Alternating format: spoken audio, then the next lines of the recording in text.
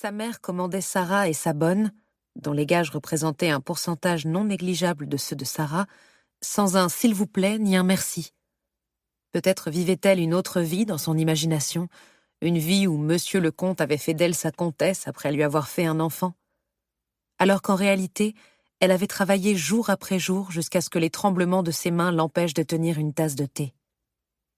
Une fois le verre rempli, Sarah le porta aux lèvres de sa mère, avant de s'installer sur le canapé et de s'emparer d'un jupon qui avait grand besoin d'être raccommodé.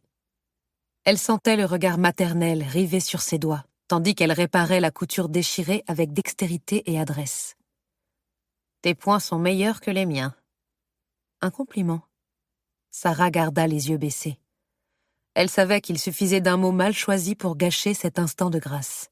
« Merci, maman. » « Je ne comprends toujours pas pourquoi tu as quitté Mrs. Ainsworth pour aller à Londres. Avec tes mains, tu aurais pu gagner des fortunes. » Cela ne me convenait pas. « Tu as gâché une grande opportunité, si tu veux mon avis. Le mari de Mrs. Ainsworth est mort il y a 3 mois. Est-ce que je te l'ai dit?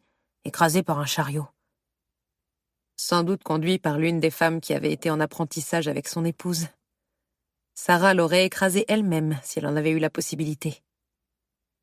Je me sens bien à Londres. Le Langham est un hôtel de toute première classe, aussi grand que le manoir Stanmer, et avec beaucoup plus de gens qui y séjournent chaque jour. Mais s'agit-il de gens convenables? Ils le sont forcément, s'ils peuvent se permettre de payer une chambre 50 shillings par nuit. Tous les ans, elles avaient cette discussion, et chaque fois, Sarah ne pouvait s'empêcher de se justifier. C'est un hôtel. Chic ou non, ce n'est pas un endroit pour une fille correcte. L'argent n'est pas synonyme de bonne manière. Tout comme les bonnes manières ne sont pas synonymes de moralité. Sa mère prit une inspiration marquée. Sarah se tourna vers elle, des mots d'excuse sur le bout de la langue, mais sa mère reprit rapidement la parole.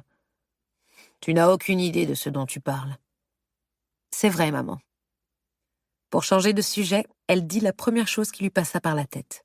« On m'a fait une proposition. » Depuis son arrivée, elle avait repoussé la mention de la lettre qu'elle avait reçue de la part de Mr. Camden, consciente que cela risquait d'accroître son dédain. Mais désormais, elle avait quelque chose à prouver. Comment ça? Une place pour travailler en tant que gouvernante dans un immeuble d'habitation à New York. Voilà, elle l'avait dit. Le visage de sa mère se fripa. Aux États-Unis? Oui. La petite fille d'un client a failli passer par une fenêtre, et il se trouve que je l'ai vue et que je l'ai sauvée. Son père était si reconnaissant qu'il m'a proposé ce poste. Pour continuer à écouter ce livre audio gratuitement, cliquez sur le lien dans la description et vous pourrez l'écouter en entier sans frais grâce à l'essai de 30 jours d'Audible.